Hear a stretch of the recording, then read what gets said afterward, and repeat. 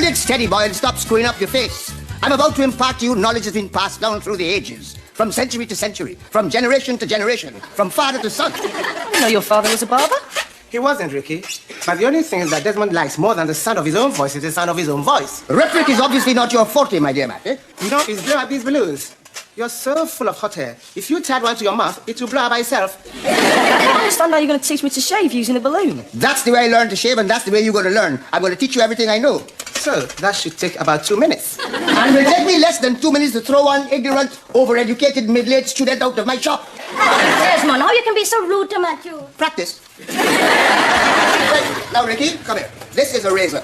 I'm going to sharpen it, and then I'm going to teach you how to... Hey, Desmond, I see you going through the old balloon routine. You should wise up, man. Use real-life models. Fat Larry does. If you think that man is so clever, why don't you be our real-life model and let Ricky practice on you? No, sir, not me. I would never forgive myself if I allow you to cut my throat before I finish my memoirs. Well, you go back to your lollipopping and keep your face out of my business. Touchy this morning, aren't we? And to think that my book portrays you as lovable, modest, charismatic, and even-tempered? Who you writing about, Popeye? Gandhi? Me, of course. Dr. Jekyll, he'll get to the Mr. Hyde bit on page 2. Page 2? Listen, knucklehead, I've already filled 2 of these notebooks. 1 3-letter word on each page. Just because all you know is school book learning, whereas I have been exposed to the wicked and wonderful world out there. Yes, you, me, and Errol Flynn. It takes real life experiences to keep the reader spellbound. Jazzy D, you remember that night we played in the Bootlegger's Arms in Swindon? Oh, yes. Big, fat, beefy Scottish landlord. Big Mac, Orson. That's him. Well, I was going through some of our old photographs last night and I came across this one. Oh, Lord. I'd forgotten all about this. Well, I don't know how many rums you had in you before Macpherson persuaded you to try on one of his Scottish kilts in true old style, but there you were prancing around like a jaybird on hot coals. The skirt was bouncing up and down, and underneath, he was as naked as the day he was born. Shut up, Popeye. Go on, Papa. I never heard this story before. I didn't know you women could behave so badly, keeping up under the man's skirt. Popeye, I think we're gonna tear up this picture right now. No, man. I'm thinking of using it on the cover of my book. You better not. Come on, Ricky. I wouldn't be surprised if I got one of those big fancy book prizes. I can just see it now. And this year's Evening Standard book prize goes to Augustus Neapolitan Cleveland Grant. If that ever happened, I would eat all my books and go out and get a job. Charlie, I'm going to faint. I feel sick all over my body. Well, if you're that sick, take your body and get out of here. Desmond, behave. What's the matter, Beverly? My heart is so heavy, my chest can't cope with the burden. I'm dying. The morgue is just up the road. I'm a Christian woman, and I don't like to badmouth the Lord. But on the day he created man, he was very misguided. And he's nothing but vermin. Shirley, I have to talk to you, but not in front of these things. This is a barbershop. What do you expect to find here, Batrians? Surely you better take you upstairs. If I attempt to shave anybody right now, I definitely draw blood. Why'd you treat her like that? Why, there's things wrong here that you have to learn. Yes, Ricky, see, Beverly and Desmond are like cat and dog. What do you mean? Dogs don't really want to catch cats when they chase them. It's just a game that they both like to play. Look at these. Just look at these. Letters? Love letters. Love letters? Someone sent these to you? You suggesting I'm a loose woman getting love letters from me? I found them. Where? Well, you might ask. I was just putting back cut butts going out shoes back in the shoebox. I like to polish them regular, you know. And there they were. Well, what are they doing there? Hiding, hidden from me by Cut. I can't even bring myself to mention his name. You think Cuthbert wrote these? This is definitely his handwriting. Stop turning them around in your hand and read one. My little flower. I am longing to be with you so that I can tell you how much I love you. I want to be with you forever. But, you hear that? He never wanted me. All the time, it was she. But who is she? I don't know. There's no name. Read some more. Light of my life. Oh, shut up. I'm sorry. Well, read, I said. Look at the paper. Some of these sheets are really old. This letter writing business has been going on for years. But this could only have been written in the last year. This is my lavender-scented paper my friend Jasmine gave me as a Christmas present. Or was it my Jasmine-scented paper my friend Lavender gave me? This is taking things too far. Right into his fancy woman on my fancy notepaper. Calm down, Beverly, calm down. Have you spoken to him about this? You mad? The thing cut me up so bad, the devil himself guide my hand. I cut up his shoes. I cut up his slippers. Then I cut up all his socks. But I'm calmer now. I couldn't be calmer. So what you gonna do now? Oh, I don't know what to do. Don't worry, Beverly. We'll get something sorted out. Listen, I don't need your pity. I might as well just kill myself.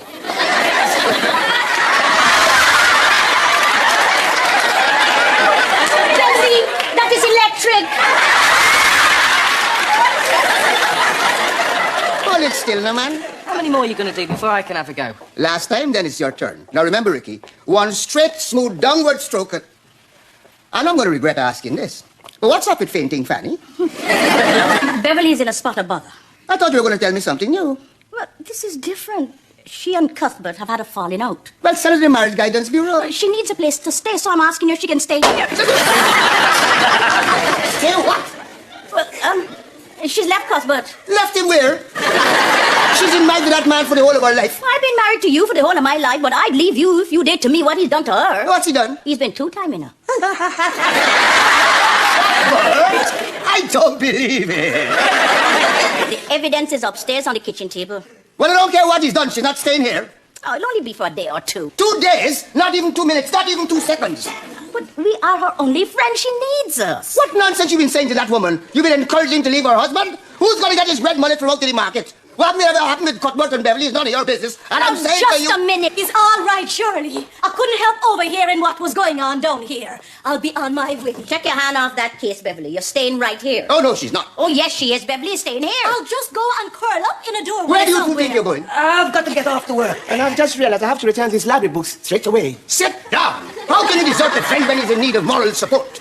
What would you know about moral support? You expect it from your friends, but you don't know the first thing about giving it. Well, let me tell you something. I only ask you if Beverly could stay here out of courtesy.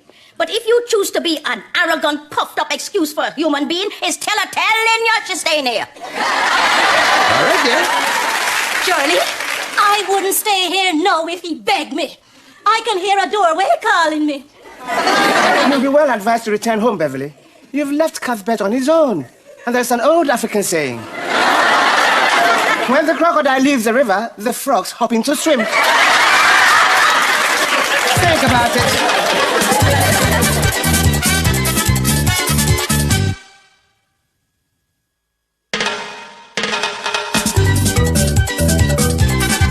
Leave that food alone. Wait until everybody's seated and we've said grace. Where's your manners? Ask her where the key to my room is. It's only the bed that's on loan, not the whole room. Ricky, when I was the youngest member of this household, I had to put up with all kinds of rubbish. Anytime Auntie Susan or anyone came to visit, my room was taken over. I slept on that settee so much I feel like an antimacassar, man. What's that? Chairback cover, man. I didn't get me things. That door is staying locked as long as I'm a guest here. A guest? And look how you bit me rude. Look, I'm old enough to know you should forgive and forget. Oh, well, come on, how can you neglect someone who loves you? What do you know about love? Plenty. The more you give out, the more you get back. That's what I used to believe. It's still true. What are you lot up to? Junior here is giving me advice. Well, someone's got to talk some sense into you. Don't start again. Who you cook all this food for, Beverly? I told you yesterday we only have a light breakfast. I know, but I like cooking. It takes my mind off my troubles. Well, go back home and cook for Cuthbert. I'm not cooking another meal for that man as long as I live. I used to take all the bones out of his red mullet, you know. You think another woman would do that for you? Of course not. Oh, well, that's why he needs you, Bev. Just think, he might choke to death. I hope he does. I have a burial plot reserved for him back home, but I wouldn't put him in it now. He would desecrate the place. Oh, you know you don't mean any of that. I do. Cross my heart and hope to die. I wish. I think Dad should go around and talk to Cuthbert. What did I tell you? No, Shirley. man to man. Get to the bottom of this thing. I said no, Shirley. Oh, yes, Desmond, please. Cuthbert's always liked you. He thinks you're a fine, upstanding gentleman. You could find out what is what and who is who. Well, you could. Oh, help me, Desmond. Let go, Beverly. I don't see how I can help you. Don't you understand? I hate him. I hate him so much that I can feel the bile rising up to my mouth every time I think about him. But I love him too. And I love Mama. And meet the hate halfway. And they start to fight, pulling and tugging at me half. If you don't go, she'll be living with us here forever. Oh, then go! I'm going. Desmond, I don't know why I have to be a guinea pig for this boy. Because your face is so tough, you couldn't even cut it with a cutlass. But you're getting rude in your old age. Sit down and relax, the man. I have a bucket under there to catch the blood. Talking of which, how's the house guest today? Don't ask. I went to see Cuthbert last night, but he was out. Oh, making hay while the sun shines. So why didn't you phone him first? That is exactly what I told him to do. Phone him and say what? Cuthbert, this is your good friend Desmond. Your wife thinks you're a conniving, two-timing womanizer. I would like to know who you've been carrying on with for the past 30 years so she can kill her. In France, that would be called a crime of passion. That's the trouble with this country. The people has no passion. Why you think Cuthbert still had the letters? You mean why he didn't post them? Exactly. Yes, but if the woman is married, the letters could get into the wrong hands. So why didn't he just give them to her when they met up? Because she doesn't want to keep them, so she reads them and gives them back to him.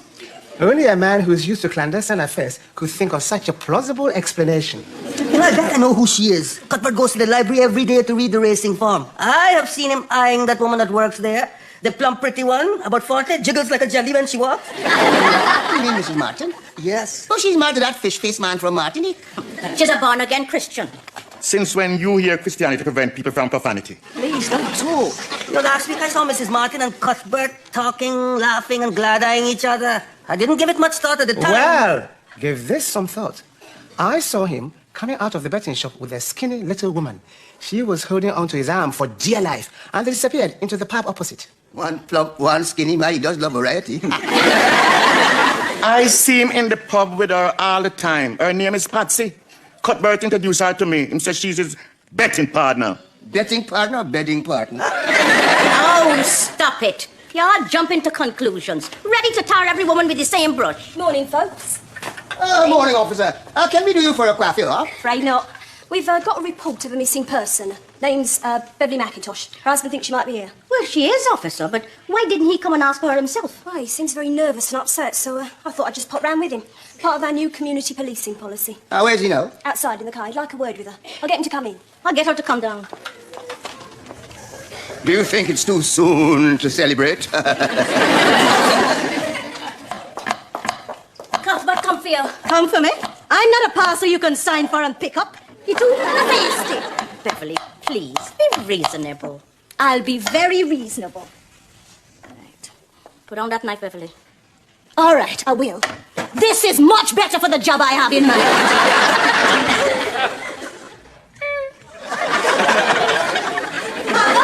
Cuthbert? Where's he? Where you hiding him, Desmond? Oh, so he said a policewoman to protect himself. Well, stand aside. Just stand aside. You're too young to know anything about man and woman business, so don't even think you can intimidate me. Now, calm down, madam. He's gone. Gone where? Who's gone? Cuthbert! Where's he gone from? But he was outside in the officer's car. I thought you said he was here. No, he was out there, coming in here. You lose Cuthbert? You lose my husband? You don't know where he is? Now, let me explain, madam. You better find him. He's not a well man. You shouldn't go around losing people. I didn't lose him. He went off under his own steam. If anything happened to him, I'm holding you personally responsible. Interpol will be hearing from me about this. Interpol, calling all international frontiers. Look out for a man who eats red mullet for breakfast, lunch, and dinner. He must be caught. The species is in danger. You'll be in danger in a minute. Desmond, I know where him is. He's in that pub. Shut up. Hurry up and find him. He gets palpitations when he's under stress. I'll have a look around, madam. Oh, hang on a minute, officer. I'll come with you. I think it's time me and Cuthbert had a heart-to-heart.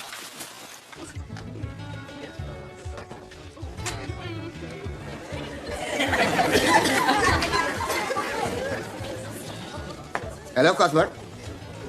Desmond, before you say anything about Beverly, I'm sorry. I know how she stay. No. You're expecting company or can anybody sit here?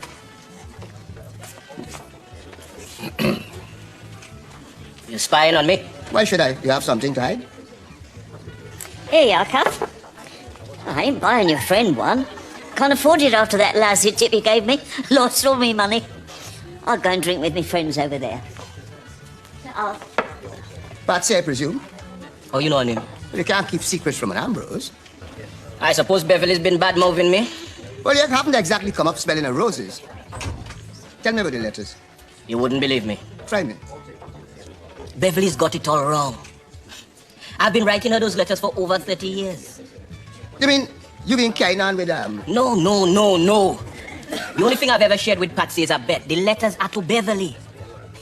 I've written her one every year on her birthday. The first year we were married, I rushed home from work to give them to her. Young, eager, excited. But she was vexed with me because she thought I'd forgotten what day it was. I put them in my pocket thinking I'll give them to her later, but the time was never right. The next year I wrote another one, and the next. I just kept on writing them. But I couldn't bring myself to give them to her in case she laughed at me. You know Beverly stay already. Yes, me know. Well, when she found out about the letters, why didn't you tell her the truth? I suppose for the same reason I never told her I don't really like red mullet. You see, Beverly likes to dominate you. Yes. Hey, but I don't mind. It's love I love her. I love her now as much as I ever did. Tell her, Cuthbert. Be brave. That's what she wants to hear. You think so? Me know so. But why can't I just go upstairs and get on with my essay? Sean, you know why. Beverly and Cuthbert are up there. I don't believe this. Has he moved in too? Don't be so ridiculous. They've been up there for ages. I told them exactly how to handle the situation. When me and my wife were having a really good fight, all the neighbors knew about it. And she would open the window to make sure they didn't miss anything. My wife and I never fight. How can you fight with someone you never see? Look, I'm not going to see or hear anything. I'm going to go straight to my room. Oh, leaving so soon? Goodbye. Shirley, he told me everything. I didn't know Cuthbert could be so manful. There was a power in him I never see before. From now on, he's going to give me a letter every year for the next 30 years. You'd never know what it's like to have such beautiful words to cherish for the rest of your life. Oh, yes, I will. I have letters from Desmond that I will cherish for all of my life. You, my little honey bunch. Oh, yes. All those on which you wrote the words, P.S. I love you. Come on, woman. Time to go home. Yes, Cuthbert. And I don't want any red mullet for dinner. In fact, I never want to see another red mullet in the house again. From now on, I want good red meat. All right, dear. Was that all right?